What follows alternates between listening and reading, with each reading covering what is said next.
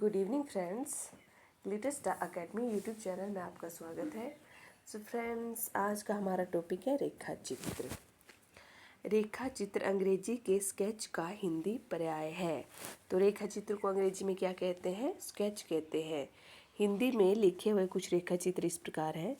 तो सबसे पहले इसमें नाम आएगा महादेवी वर्मा का। महादेवी वर्मा के रेखा चित्र है अतीत के चलचित्र, समृद्धि की रेखाएं, मेरा परिवार। अतीत के चलचित्र, समृद्धि की रेखाएं और मेरा परिवार। ओके, अब देखिए जो महादेवी वर्मा है उनके अतीत के बारे में अब थोड़ा रिलेट करेंगे इसको महादेवी वर्मा से। जो महादेवी वर्मा है उनके अतीत में जो बहुत कुछ चला उनके अतीत में। कभी अप्स डाउन आए, ओके, कभी कैसी सिचुएशन थी, कभी कैसी चीज़ें थी लाइफ में। अतीत में उनके बहुत कुछ चला, ओके, महादेवी वर्मा के अतीत में। तो वो जो समृद्धियाँ हैं ना उनकी समृद्धियाँ जो आज भी उनके दिमाग में है, एक रेखाओं की तरह बन गई है समृद्धियाँ उनकी। तो ये जो समृद्धियाँ हैं ना महादेवी वर्मा को जो है परिवार नहीं बनाने दे रही है, क्योंकि उनकी जो समृद्धियाँ हैं ना अतीत की, उन समृद्धियों को जब भी महादेवी वर्मा याद करती है तो वो परिवार में क्या है, एडजस्ट नहीं हो पा रही है, मतलब अपना परिवार नहीं हो बना पा रही है। आप लोग इससे भी अच्छा कुछ बना सकते हैं। आई होप आप लोग इससे भी अच्छा कुछ बनाएंगे, बट मैं फ़िलहाल इतना ही बना सकती हूँ। ओके, तो महादेवी वर्मा के अतीत में बहुत कुछ चला और जो समृद्धियाँ थी वो समृद्धियाँ उनके दिल में रेखाओं की तरह बस गई, जो उनको क्या है परिवार नहीं बनाने दे रही है, मतलब परिवार नहीं बसाने दे रही है। इस तरह से याद कर देना इसको। तो अतीत में चला मतलब अतीत के चलचित्र, समृद्धि की रेखाएं और मेरा परिवार है। ओके, नेक्स्ट है इसमें श्रीराम शर्मा का। श्रीराम शर्मा का है बोलती प्रतिमा। श्रीराम शर्मा का है बोलती प्रतिमा। अब देखिए इसको रिलेट करेंगे एक दूसरे से। श्री राम मतलब राम भगवान। अब राम भगवान तो राम भगवान है, अब उनकी जो प्रतिमा है वो भी ऐसी लगती है जैसे कि वो बोल रही है।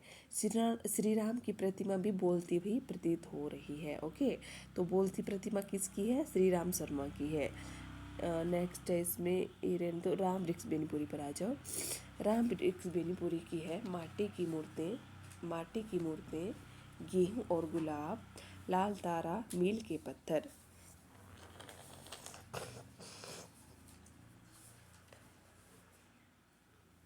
राम वृक्ष बेनीपुरी की है माटी की मूर्तें, गेहूं और गुलाब, लाल तारा और मील के पत्थर। अब देखिए जो राम वृक्ष बेनीपुरी है ना उनके रेखा चित्र बहुत बार पूछे जाते हैं एग्जाम में। ओके, तो कौन कौन से हैं? माटी की मूर्तें, गेहूं और गुलाब, लाल तारा और मील का पत्थर। ये बहुत मोस्ट है, इन चारों को तो याद रखना ही है। नेक्स्ट है बनारसी दास चतुर्वेदी। तो बनारसी दास चतुर्वेदी का है पहला है रेखा चित्र और दूसरा है सेतुबंध। नेक्स्ट पहला है रेखा चित्र और दूसरा है सेतुबंध, बनारसी दास चतुर्वेदी के। अब देखो जो बनारसी दास है मतलब बनारस के है ना, बनारस के जो रेखा चित्र हैं इसको याद करना है। जो बनारस में जो रेखा चित्र बनते हैं ना वो तो सेतुबंध की तरह लगते हैं। बनारस में जो रेखा चित्र होते हैं वो तो बिल्कुल सेतु की तरह लगते हैं, मतलब पुल की तरह लगते हैं जो रेखा चित्र हैं। ओके, बनारस के रेखा चित्र कैसे लगते हैं? सेतु की तरह लगते हैं बनारस के रेखा चित्र। नेक्स्ट है इसमें, तो अच्छा फिर से इसको एक बार रिलेट कर लेंगे। तो जो कहाँ के रेखा चित्र लगते हैं सेतु की तरह? बनारस के रेखा चित्र। ओके, और बोलती हुई प्रतिमा किसकी है? बोलती हुई प्रतिमा है श्री राम शर्मा की। तो बोलती हुई प्रतिमा किसकी है? श्री राम शर्मा की। और माटी की मूर्तें, गेहूं और गुलाब, लाल तारा, मील का पत्थर, ये किसके रेखा चित्र है? राम वृक्ष बेनीपुरी के।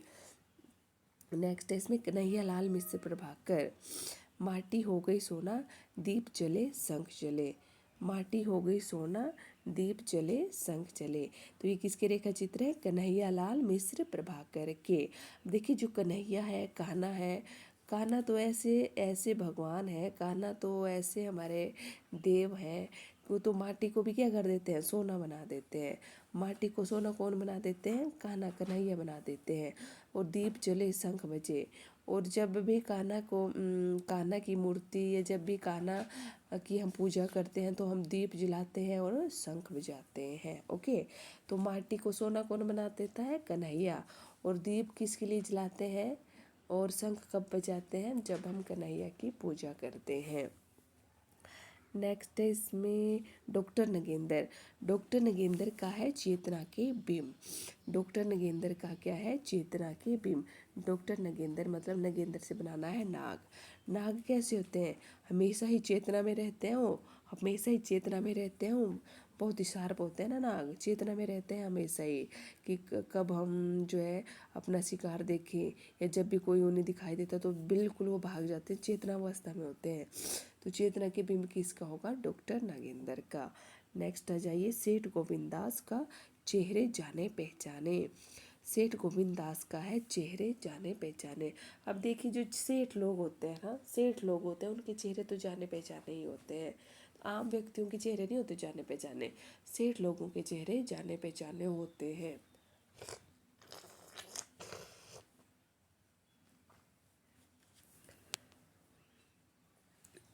चेहरे जाने पहचाने किसके होते हैं? जो सेठ लोग होते हैं उनके। नेक्स्ट है देवेंद्र सत्यार्थी। देवेंद्र सत्यार्थी का है रेखाएं बोल उठी। रेखाएं बोल उठी। देवेंद्र सत्यार्थी का क्या है? रेखाएं बोल उठी है। अब देखिए जो देव होते हैं ना, जो देव होते हैं वो तो हमेशा सत्य की राह पर ही चलते हैं। देव क्या है? सत्य की राह पर ही चलते हैं, कोई उनसे झूठ झूठ नहीं बोल सकता है। और तो जो हमारी रेखाएं होती है ना, हाथ की जो रेखाएं होती हैं वो भी बोल पड़ती हैं जब जब देवों के सामने हमारा इंसाफ होने लगता है, तो जो रेखाएं हैं वो भी बोल उठती है। तो रेखाएं बोल उठी किसका है? देवेंद्र सत्यार्थी का। तो देवेंद्र सत्यार्थी का क्या है? रेखाएं बोल उठी। कृष्णा सोबती का हम हसमत। कृष्णा सोबती का है हम हसमत 1977 में भाग 1। बहुत बार एग्जाम में पूछा जाता है ये। कृष्णा सोबती का है हम हसमत। अब देखिए कृष्णा सोबती से क्या बनाना है? कृष्ण हसमत। कृष्ण पर हसमत भाई, कृष्ण पर हसमत। तो हसमत किस पर मत हंस? कृष्ण पर मत हंस। तो क्या बन जाएगा ये? कृष्णा सोबती का क्या बन जाएगा? हम हसमत। नेक्स्ट है भीमसेन त्यागी। आदमी से आदमी तक। तो भीमसेन त्यागी का क्या है? आदमी से आदमी तक। अब देखिए जो भीम है कितने बलवान है, वो बहुत बलवान है ना भीम। तो भीम इतने बलवान है कि आदमी से आदमी तक चाहे कितने भी आदमी आ जाए कोई उनको नहीं हरा सकता। ओके, तो भीम कितने बलशाली थे, इतने बलशाली थे कि आदमी से आदमी तक कोई भी आ जाए उनके पास, लेकिन उनको जो है कोई नहीं हरा सकता।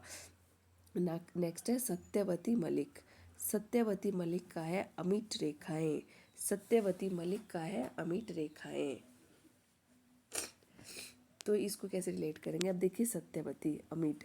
अब जो सत्यवती, जिस तरह से सत्यवती का प्रण अमिट था, उसी तरह जो रेखा है वो भी क्या है? अमिट है।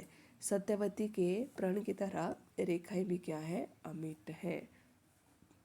तो अमिट रेखाएं किसका है? सत्यवती का। नेक्स्ट है उपेंद्र नाथ अस्क का रेखाएं और चित्र। रेखाएं और चित्र। उपेंद्र नाथ अस्क का है रेखाएं और चित्र। अब देखिए अस्क मतलब इश्क। इश्क जब भी इश्क में होता है ना इंसान, तो क्या रेखाओं से ही, क्या रेखाओं से ही वो चित्र बना देता है, रेखाओं से ही चित्र बना देता है। रेखाएं और चित्र। नेक्स्ट है विष्णु प्रभाकर का कुछ शब्द कुछ रेखाएं। विष्णु प्रभाकर का कुछ शब्द कुछ रेखाएं। देखिए जो विष्णु होते हैं ना, विष्णु के बारे में, जो विष्णु भगवान होते हैं उनकी महिमा अपरंपार है। उनकी महिमा के बारे में कुछ शब्द नहीं बोल सकते, कुछ शब्द नहीं बोल सकते उनकी महिमा के बारे में। तो कुछ शब्द किसके बारे में नहीं बोल सकते? विष्णु प्रभाकर के बारे में। तो विष्णु प्रभाकर का क्या है? कुछ शब्द कुछ रेखाएं। नेक्स्ट है जगदीश चंद्र माथुर। जगदीश चंद्र माथुर का है 10 तस्वीरें। तो जगदीश चंद्र माथुर का है 10 तस्वीरें। अब देखिए जगदीश, अब जगदीश की आरती करते हैं ना, ओम जय जगदीश हरे। तो जगदीश की आरती करते हैं तो हम तो भाई 10 तस्वीरें लगा के रखते हैं घर में। क्या करते हैं? 10 तस्वीरें किसकी लगा के रखते हैं? जगदीश की रखते हैं। ओके। तो नेक्स्ट है इसमें माखन लाल चतुर्वेदी स्मय के पाँव। माखन लाल चतुर्वेदी स्मय के पाँव। अब चतुर्वेदी से क्या लेना है? चतुर। चतुर चतुर लोग क्या होते हैं, चतुर लोगों के भी क्या है, समय की तरह पाँव होते हैं। समय की तरह पाँव किसके होते हैं, चतुर लोगों के होते हैं। तो माखनलाल चतुर्वेदी का है माखनलाल चतुर्वेदी का है समय के पाँव। तो माखनलाल चतुर्वेदी का क्या है, समय के पाँव। तो नेक्स्ट है इसमें महादेवी वर्मा के संस्मरणों रेखाचित्रों का अंग्रेजी अनुवाद यूनेस्को के लिए यूनेस्को के लिए किसने किया था, रापरा श्रीवास्तव ने किया था। तो महादेवी वर्मा के जो रेखाचित्र जो संस्मरण है उनका जो है अनुवाद और किसने किया था, श्रीवास्तव ने किया था। सो फ्रेंड्स रेखाचित्र बस इतने ही है और ये सारे जो भी जरूरी है ना वो मैंने बता दिए, रेखाचित्र बस इतने ही है तो ये याद करने हैं। ओके, अगर आप लोगों को मेरी वीडियो अच्छी लगी हो तो मेरे YouTube channel glitter star academy को ज़्यादा से ज़्यादा शेयर करें और लाइक करें। Thank you friends.